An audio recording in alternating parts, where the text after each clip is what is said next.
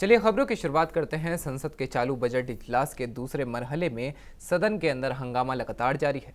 पिछले 6 दिन की कार्रवाई हंगामे की भेंट चढ़ने के बाद एक दिन पहले ही लोकसभा स्पीकर ओम बिरला ने वजीर दाखिला अमित शाह और दीगर दलों के नेताओं के साथ बैठक कर सदन में जारी हंगामे को दूर करने को लेकर चर्चा की थी। उम्मीद जताई जा रही थी कि स्पीकर की ये पहल रंग लाएगी और सदन की कार्रवाई चल पाएगी, लेकिन ऐसा हुआ नहीं। उधर मरकजी वजीर पीयूष गोयल ने इस मामले पर बयान देते हुए कहा कि कांग्रेस और उसके सहयोगी दल सदन को चलने नहीं देना चाहते हैं। सदन की गरिमा को ले आए। स्पीकर लोकसभा ने भी एक सर्वदलीय बैठक बुलाई थी। उन्होंने आग्रह किया कि दोनों पक्ष, सत्ता दल और विपक्ष, दोनों अपने अपनी बातों को सदन के बाहर रखें और सदन की कार्रवाई को स्मूथली चलने दें। माननीय प्रहलाद जोशी जी, संसदीय कार्य मंत्री, ने स्पीकर का सम्मान करते हुए क्या जो निर्णय, जो आग्रह स्पीकर ने किया है उसको हम सभी ने मान्य करना चाहिए। लेकिन दुर्भाग्य की बात है कि कांग्रेस और उनके मित्र पक्ष डीएमके जैसे उसके लिए भी तैयार नहीं हुए और उन्होंने स्पीकर के भी आग्रह को, स्पीकर के अपील को, रिक्वेस्ट को नाकार कर दिया।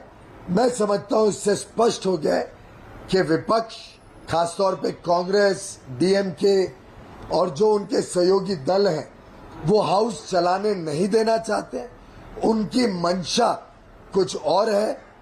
कोई सरकार पे आरोप ना होने के बावजूद वो गैर जिम्मेदार वक्तव्य और बेबुनियाद आरोपों के आधार पर सदन को ना चलने देने की मंशा से आए हैं। शायद एक बहुत बढ़िया बजट माननीय वित्त मंत्री जी ने, माननीय प्रधानमंत्री जी के मार्गदर्शन में जो पेश किया, जिससे पूरे देश और विश्व में आज भारत का बोलबाला है, भारत की प्रशंसा की जा रही है। प्रधानमंत्री नरेंद्र मोदी जी को आज पूरा विश्व सबसे लोकप्रिय नेता के रूप में देख रहा है। पूरे विश्व की आशाएं, अपेक्षाएं मोदी जी के नेतृत्व पे टिकी है कि वो विश्व की समस्याओं का भी समाधान निकाल पाएंगे। ऐसी परिस्थिति में विपक्ष उनके नेतृत्व के गुणगान जो हो रहे हैं देश में और पूरे विश्व में, जो 3 पूर्वांचल के राज्यों में भारतीय जनता पार्टी और हमारे सहयोगी दलों की सरकारें फिर से चुन के आई हैं, इन सब परिस्थितियों को देखते हुए शायद विपक्ष सदन की कार्रवाई में बाधाएं डाल के देश को गुमराह करने की जो कोशिश कर रहा है, हमारा विश्वास है कि देश इसको फिर एक बार विपक्ष को इसका पूरी तरीके से जवाब आने वाले दिनों में देगा। दिल्ली सरकार का बजट आज यानी 21 मार्च को विधानसभा में पेश होना था, लेकिन मरकजी हुकूमत और दिल्ली हुकूमत के बीच इख्तलाफ के चलते ये बजट पेश नहीं हो पाया। आम आदमी पार्टी का दावा है कि मरकज ने दिल्ली सरकार के बजट पर रोक लगा दी है, जिसे आज विधानसभा में पेश किया जाना था। दिल्ली सरकार की माने तो मरकजी सरकार के वजारत दाखिला की तरफ से अब तक बजट को अप्रूवल नहीं मिला है। दिल्ली के बजट को मरकजी सरकार की मंजूरी ज़रूरी होती है, उसके बाद उसे सदन में पेश किया जाता है। वहीं बीजेपी का मानना है कि इंफ्रास्ट्रक्चर से ज़्यादा दिल्ली सरकार ने विज्ञापन पर खर्च का बजट भेजा था। इस पर वजारत दाखिला ने नोटिस देकर सरकार से जवाब मांगा था, लेकिन अब तक दिल्ली सरकार ने जवाब नहीं दिया है। इसी की वजह से वजारत दाखिला ने बजट रोका है। पंजाब में कानून इंतजामात के मुद्दे को लेकर दिल्ली के सीएम अरविंद केजरीवाल ने पंजाब सरकार की जमकर सताइश की। सुनिए। पंजाब में कानून व्यवस्था लागू कर रखने के लिए और शांति बहाल रखने के लिए पिछले कुछ दिनों के अंदर भगवंत मान साहब ने और आम आदमी पार्टी की पंजाब सरकार ने कई कठोर कदम उठाए हैं। उन्होंने बहुत संयम और बहुत मैच्योरिटी के साथ मान साहब ने कार्रवाई की है। इसके लिए मैं भगवंत मान साहब को और आम आदमी पार्टी की सरकार को बधाई देना चाहता हूँ। जब हमारी पंजाब में सरकार बनी थी, उस वक्त कुछ लोग ये कहते थे कि आपको शिक्षा, पानी, स्वास्थ्य, बिजली ये काम तो करने आते हैं, लेकिन पंजाब में लॉ एंड ऑर्डर काबू कर पाएंगे क्या? पंजाब बॉर्डर स्टेट है, बॉर्डर स्टेट के ऊपर आप शांति की व्यवस्था कर पाएंगे क्या? पिछले 1 साल के अंदर आम आदमी पार्टी की सरकार ने ये साबित कर दिया कि अगर नीयत साफ हो और अगर सरकार ईमानदार हो इरादे नेक हों तो लॉ एंड ऑर्डर को भी बहुत बखूबी कायम किया जा सकता है। हमने जिस व्यवस्था को इनहेरिट किया था, जो हमारे से पहले जो चला आ रहा था सारा सिस्टम, जो हमें सिस्टम मिला था पिछली सरकारों से, उसमें इतनी ज़्यादा पॉलिटिकल लोगों की क्रिमिनल्स के साथ, गैंगस्टर्स के साथ आपस में जुगलबंदी थी। गैंगस्टर्स को, क्रिमिनल्स को पहले पॉलिटिकल संरक्षण दिया जाता था। ये वाला गैंगस्टर इसका है, इसकी इसके साथ सेटिंग है, इसकी इस पार्टी के साथ सेटिंग है, इसकी इस नेता के साथ सेटिंग है। हमारी किसी के साथ सेटिंग नहीं थी। हमारी पार्टी ईमानदार पार्टी है। आने के बाद एक गैंगस्टर्स के ऊपर और अपराधियों के ऊपर धरपकड़ चालू हुई और पिछले 1 साल के अंदर कई नशा माफिया वालों के खिलाफ, गैंगस्टर्स के खिलाफ, क्रिमिनल माफिया के खिलाफ कार्रवाई की गई। राजस्थान सरकार प्रदेश की आवाम को सेहत का कानूनी हक देने के लिए राइट टू हेल्थ बिल के तहत कानून बनाने जा रही है। बिल का ड्राफ्ट तैयार कर लिया गया है। पिछले विधानसभा सेशन में इसे पेश भी किया गया था, लेकिन रियासत के प्राइवेट अस्पतालों के डॉक्टर्स इस बिल की मुखालिफत कर रहे हैं। राइट टू हेल्थ के बिल को प्राइवेट अस्पतालों के डॉक्टर राइट टू किल बता रहे हैं। जयपुर मेडिकल एसोसिएशन के दफ्तर में बैठक के बाद डॉक्टर त्रिमूर्ति सर्कल होते हुए स्टैच्यू सर्कल पहुंचे। पुलिस ने यहीं पर डॉक्टर्स को रोक दिया तो वे सड़कों पर ही धरने पर बैठ गए। कुछ देर बाद ही डॉक्टर और पुलिस आमने सामने हो गए। इस दौरान डॉक्टर्स पर पुलिस ने लाठीचार्ज कर दिया। इस लाठीचार्ज में कई डॉक्टर्स को चोटें आईं, कई डॉक्टरों के कपड़े फट गए और कई के चश्मे टूट गए। गौरतलब हो कि राइट टू हेल्थ बिल के तहत प्राइवेट अस्पतालों को मरीजों का इलाज मुफ्त में ही करना होगा। नया कानून आने के बाद निजी अस्पताल बिना किसी पेमेंट के इलाज के लिए मजबूर हो जाएंगे। इसी वजह से निजी अस्पतालों के डॉक्टर इस बिल की मुखालिफत में उतर आए हैं। जयपुर में कमा विधानसभा हलके में कांग्रेस कारकुनान ने जमकर अपनी ही सरकार में वजीर के खिलाफ एहतजाजी मुजाहिरा किया। इलाकाई कांग्रेस कारकुनान पर झूठे मुकदमे दर्ज करवाने और उन्हें परेशान करने का इल्ज़ाम लगाते हुए कांग्रेस कारकुनान ने जयपुर में वजीर जाहिदा खान के घर के बाहर एहतजाजी मुजाहिरा किया और उनका पुतला फूंककर गुस्से का इजहार किया। NSUI के कौमी सेक्रेटरी हुसैन सुल्तानिया की क़यादत में तकरीबन 1 दर्जन से ज़्यादा कारकुनान उनके गांधीनगर वाक़े घर के बाहर मुजाहिरा करने लगे और पुतला फूंक दिया। साथ ही वजीर के खिलाफ जमकर नारेबाजी भी की। हुसैन सुल्तानिया ने इल्ज़ाम लगाया कि वजीर जाहिदा खान अपने हलके कामा में कांग्रेस कारकुनान पर ही झूठे मुकदमे दर्ज करवा रही हैं। उनका इल्ज़ाम है कि जो भी कारकुन उनके कामकाज से असहमत होता है उसे पुलिस के जरिए परेशान किया जा रहा है। कांग्रेस राज में ही अगर कांग्रेस कारकुनान को इस तरह से वजीर के दबाव में पुलिस परेशान करेगी तो फिर कांग्रेस कारकुनान का क्या होगा। हुसैन सुल्तानिया ने कहा कि इस मामले में रियासती कांग्रेस सदर गोविंद सिंह डोटासरा और वजीर आला अशोक गहलोत को भी मदाखलत करनी चाहिए और कांग्रेस कारकुनान पर दर्ज झूठे मुकदमे वापस लिए जाने चाहिए। साथ ही वजीर जाहिदा खान के खिलाफ कांग्रेस पार्टी को एक्शन लेना चाहिए। हमने प्रदर्शन इसलिए किया गया कि कामा विधानसभा क्षेत्र के अंदर कांग्रेस कार्यकर्ता के ऊपर झूठे मुकदमे लगाए जा रहे हैं। वो जैसे हमारे वरिष्ठ कांग्रेस के कार्यकर्ता है ताहिर धीमरी, उनके बेटे अताउल्ला खान को आज 3 दिन पहले जेल में डाल दिया गया और उनको जेल भेज दिया गया। उसके बाद हमारे वरिष्ठ कांग्रेस के पुराने कार्यकर्ता है अकबर जोधपुरी, उनका लड़का इमामुल जो NSUI से पहले जुड़ा, यूथ कांग्रेस से जुड़ा हुआ है, दिल्ली में रहता है, जामिया का छात्र है, उस पर झूठे मुकदमे लगा दिए गए। इसके बाद में भारत जोड़ो यात्रा में राहुल गांधी जी से मिलने के ऊपर हमारे मुख्तार अहमद को स्कूल को नोटिस दिया जाता है। ये बहुत शर्म की बात है।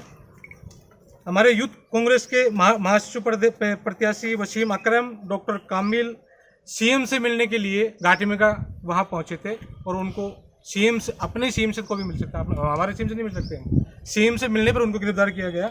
इसके अलावा हमारे यूथ कांग्रेस के प्रदेश महासचिव है सद्दाम खान, भरतपुर जिला यूथ कांग्रेस के प्रत्याशी है रईस खान, विधानसभा अध्यक्ष प्रत्याशी है असर भाई और इमामुल हसन, मुख्तार भाई, अताउल्ला भाई, वसीम अकरम, कामिल भाई, रईस खान, मौलाना जाबिर चांद भाई, असर भाई और शाहरुख भाई, इन सबको नोटिस दिएगा, झूठे मुकदमे लगाएंगे।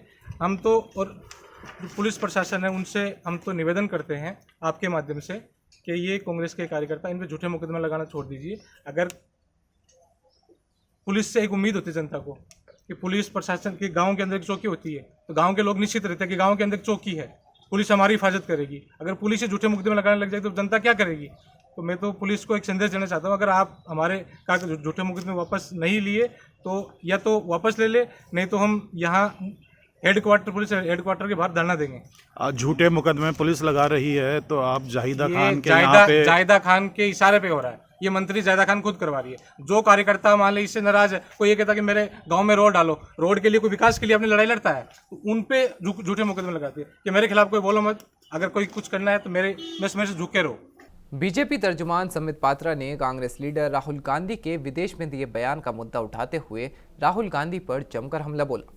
उन्होंने साफ तौर पर कहा कि राहुल गांधी को माफी तो मांगनी पड़ेगी, बिना माफी मांगे हम उन्हें जाने नहीं देंगे। स्वाभाविक रूप से आपको लगेगा मानो भारतीय जनता पार्टी हर दिन राहुल गांधी को माफी मांगने क्यों बोल रही है।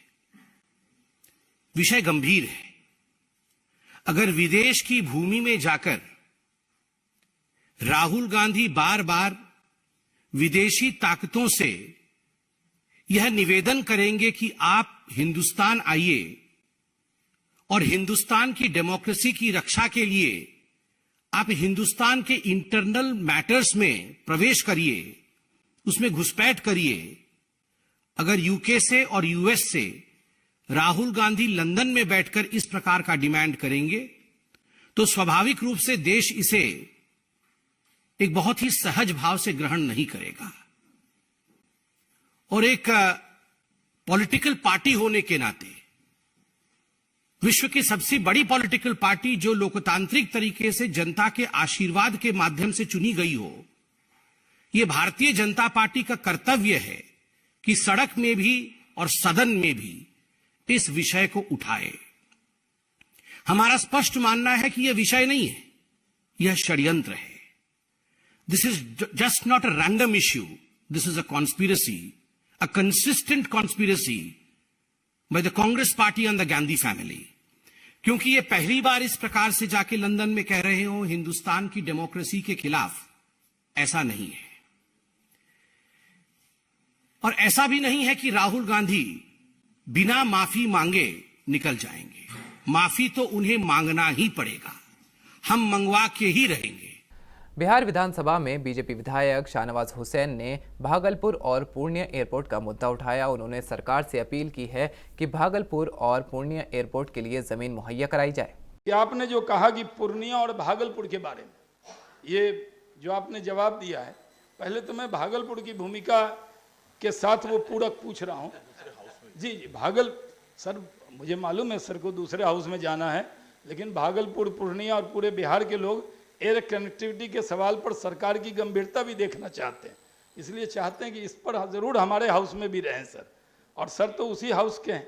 इसलिए मेरी गुजारिश ये है कि भागलपुर एयरपोर्ट जो है, भागलपुर एयरपोर्ट के लिए 2003 में ही as a civil aviation minister मैंने इन्फॉर्म किया था राज्य सरकार को कि हम बनाना चाहते हैं।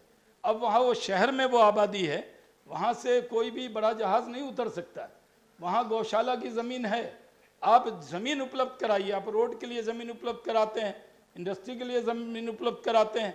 अगर बिहार की तरक्की चाहते हैं तो सरकार को ये एक अज़्म लेना होगा, एक कैबिनेट में डिसीजन लेना होगा कि हम हर कमिश्नरी लेवल पर एयरपोर्ट बनाएंगे, तभी जाके ये हो सकता है। तो भागलपुर में मेरी गुजारिश है कि भागलपुर में के जो लोग हैं वो आंदोलन पे हैं, तो मैं आपसे कहता हूँ, हम लोगों की केंद्र में सरकार है, हम आपके साथ सरकार में रहें, हम कहते हैं कि आप सरकार का टेस्ट ले लीजिए, हमारी आजमाइश कर लीजिए, आप हमारी परीक्षा ले लीजिए, आप उपलब्ध कराइए पॉलिसी डिसीजन कि हर कमिश्नरी पर भागलपुर, पूर्णिया, गोपालगंज, जहां भी हर कमिश्नरी लेवल पर आप जमीन उपलब्ध कराएंगे। और अगर केंद्र सरकार ना बनाए तो हम लोगों को दोषी दीजिए, लेकिन अगर आप जमीन नहीं उपलब्ध कराएंगे तो वो नहीं हो पाएगा। आज भागलपुर के लिए हम आपसे गुजारिश कर रहे हैं कि वहां पर भी लैंड एक्विजिशन कीजिए और एयरपोर्ट बनाने का काम कीजिए। पूर्णिया में भी मैं कहना चाहता हूं, 52 एकड़ दे दिया, आपने जवाब दिया यहाँ, लेकिन 15 एकड़ और चाहिए। कोई जिद की बात नहीं होनी चाहिए। अगर 52 एकड़ दे दिया, पूरा हाथी निकल गया है, अब पूंछ अटका हुआ है, तो 15 एकड़ भी आप और दे देंगे तो वो एयरपोर्ट तुरंत वहां बन जाएगा। पूरा कोसी सीमांचल का इलाका इससे बहुत आगे बढ़ेगा। एयरपोर्ट जो बनते हैं वो लैंड स्टेट गवर्नमेंट देती है और केंद्र सरकार बनाती है। प्रधानमंत्री नरेंद्र मोदी जी बिहार से बहुत प्रेम करते हैं, वो सब जगह एयरपोर्ट बनते हुए देखना चाहते हैं। हमने कहा कि पूर्णिया में इतने दिन से सिर्फ 15 एकड़ ज़मीन और दे दें तो पूर्णिया में तुरंत उड़ान शुरू हो जाएगी। उसी तरह भागलपुर में जो अभी एयरपोर्ट है उस पर 18 करोड़ रुपया बाउंड्री पर लग रहा है, सिर्फ नेताओं का हेलीकॉप्टर उतरेगा।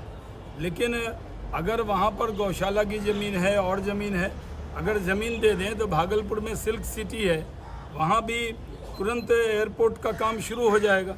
इसलिए हमने कहा कि जो आबादी का तनासुब है, आबादी क्या है, जहाँ जितनी आबादी है उतने एयर कनेक्टिविटी होनी चाहिए, रोड कनेक्टिविटी, रेल कनेक्टिविटी। अब एयर कनेक्टिविटी की ज़रूरत है। बिहार के लोग, गरीब लोग भी जो बाहर काम करते हैं वो भी आना चाहते हैं। तो आप अगर ज़मीन उपलब्ध नहीं कराएंगे तो केंद्र नहीं बनाएगा। तो हमने तो इनको ऑफ़र दिया कि आप हर जगह, हर कमिश्नरी में, यानी अगर केरल में 4 करोड़ आबादी है, 5 एयरपोर्ट है, तो मंत्री जी ने कहा कि नहीं, आबादी और घनत्व, अरे खेती करने के लिए थोड़ी हम कह रहे हैं। जहाँ ज़्यादा आबादी होगी वहाँ ज़्यादा एयरलाइन की ज़रूरत होगी, वहाँ ज़्यादा लोग चढ़ेंगे। इसलिए हम कह रहे हैं कि जैसा सम्राट चौधरी जी ने कहा कि आप जहाँ जहाँ ज़मीन उपलब्ध हो सकती, आज क्योंकि जो कॉलिंग अटेंशन है उसमें समय की कमी रहती है, मैं तो ये कह रहा हूँ कि आखिर बिहार से उड़ान लंदन, अमेरिका क्यों नहीं जा सकते लोग, मॉरिशस क्यों नहीं जा सकते? लेकिन इंटरनेशनल फ़्लाइट नहीं है, सिर्फ गया के अंदर है, वो भी बहुत कम फ़्लाइट है। बिहार के लोग दिल्ली, कलकत्ता उतरते हैं, फिर फ़्लाइट चेंज करके बिहार आते हैं। तो अगर बिहार को तरक्की करना है या इंडस्ट्री को भी आना है तो उसमें सब लोग पहले देखते हैं कि एयर कनेक्टिविटी कैसी है। तो एयर कनेक्टिविटी मिलना चाहिए। बगल में देवघर का एयरपोर्ट बना है और कई जगह देखिए अयोध्या में एयरपोर्ट बन रहा है। एयरपोर्ट बनने से उस पूरे इलाके की तस्वीर बदल जाती है। रांची के उलेमा कराम ने कल यानी बुधवार की शाम को माह रमज़ान का चांद देखने की अपील की है। कल यानी बुध के दिन 29 तारीख़ है शाबान की, और चांद दिखाई देने का इम्कान रहता है 29 तारीख का। इस्लाम की तालीम यह है कि रमज़ान का चांद हो, ईद का चांद हो, इसका ख़ास एहतमाम करना चाहिए। अल्लाह के नबी सल्लल्लाहु अलैहि वसल्लम चांद देखने का बड़ा एहतमाम करते थे। मुसलमानों को भी इसका एहतमाम करना चाहिए। अब यह है कि ये ज़िम्मेदारी है मुसलमानों की कि लोग चांद देखने का एहतमाम करें, और चांद अगर नज़र आ जाए तो दूसरे लोगों को इसकी इत्तला करें। और बेहतर ये है कि जो इदारे हैं जो इस पे काम कर रहे हैं उन इदारों से रब्ता कायम करें ताकि तस्दीक होने की बुनियाद पर चांद का फ़ैसला किया जा सके। अल्लाह के नबी सल्लल्लाहु अलैहि वसल्लम जब चांद देखते थे, चूँकि चांद का एहतमाम करते थे देखने का, और सहाबी कराम भी करते थे, लेकिन अल्लाह के नबी सल्लल्लाहु अलैहि वसल्लम एक दुआ पढ़ते थे। ये भी मुसलमानों को याद करना चाहिए, पढ़ना चाहिए। अल्लाहु अकबर, अल्लाहुम्मा इल्लहु अलैना बिल अम्न वल ईमान वस्सलामति वल इस्लाम वत्तौफीक़ लिमा तुहीज़ व मा तर्ज़ा। ये दुआ पढ़ा करते थे और चाँद की तरफ इशारा करके ये कहते थे, रब्बुना व रब्बुकुल्लाह, तेरा रब भी अल्लाह है, मेरा रब भी अल्लाह है। तो ये है कि मुसलमानों को चाहिए कि 29 का चाँद जिसकी उम्मीद है कल दिखाई देने की, देखने का एहतमाम करें, और फिर यह है कि उसी बुनियाद पर फ़ैसला किया जाता है, शहादत की बुनियाद पर। हमारे शरिया रांची में भी चाँद देखने का एहतमाम होता है, नशिस्त होती है, मीटिंग होती है, उलमा बैठते हैं। इसीलिए अगर किसी को चाँद कहीं नज़र आ जाए, दिखाई दे, तो इसकी तला हमारे शरिया को भी दें और दूसरे इदारों को भी दें।